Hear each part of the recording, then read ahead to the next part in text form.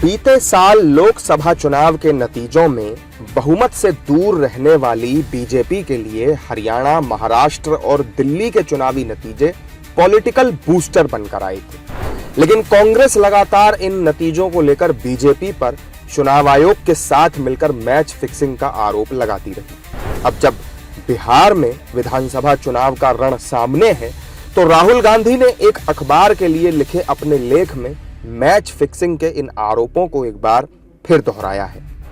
राहुल गांधी ने अपनी x post में लिखा कि चुनाव की चोरी का पूरा खेल 2024 का महाराष्ट्र विधानसभा चुनाव लोकतंत्र में धांधली का ब्लूप्रिंट था। अपने आर्टिकल में मैंने विस्तार से बताया है कि कैसे ये साजिश स्टेप बाय स्टेप रची गई। इसके बाद राहुल गांधी ने स्टेप बाय स्टेप कथित चुनावी धांधली को समझाया।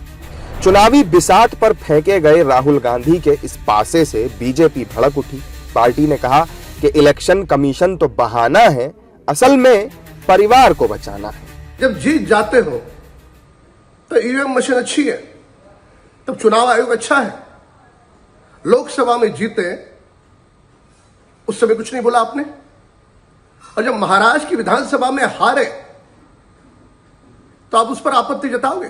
इलेक्शन कमीशन बहाना है, अपने आप को हार से बचाना है, एलिबाई एक्सक्यूज बनाना है, इसीलिए इलेक्शन कमीशन पर निशाना है। परिवार को लगता है कि उनका जो पारिवारिक तंत्र है वो लोकतंत्र के ऊपर है, डायनेस्टिक इंस्टीट्यूशन जो है वो कॉन्स्टिट्यूशनल इंस्टीट्यूशन के ऊपर है, इसीलिए चयनात्मक कमिटमेंट है संवैधानिक इंस्टीट्यूशंस के प्रति।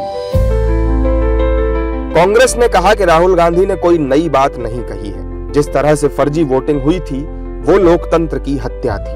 वहीं शरद पवार की एनसीपी इस मामले में वेट एंड वॉच की स्थिति में नजर आई। देखिए, कोई नई चीज तो नहीं लिखी।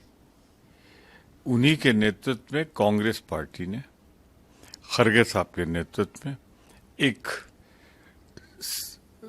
प्रतिनिधिमंडल भेजा गया था और ब्यौरेवार सिलसिलेवार कि पार्लियामेंट और असेंबली के वोट में इतना बड़ा मतों का प्रतिशत बढ़ा था।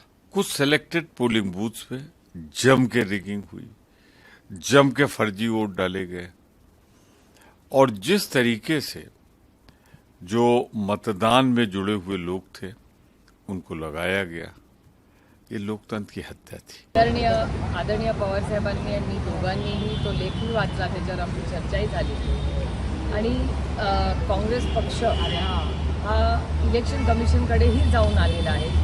ही माहिती इलेक्शन कमिशनकडे दिलेलीही आहे आणि त्याची पारदर्शकपणे इन्क्वायरी व्हावी अशी मागणी काँग्रेस पक्षाने केलेली आहे।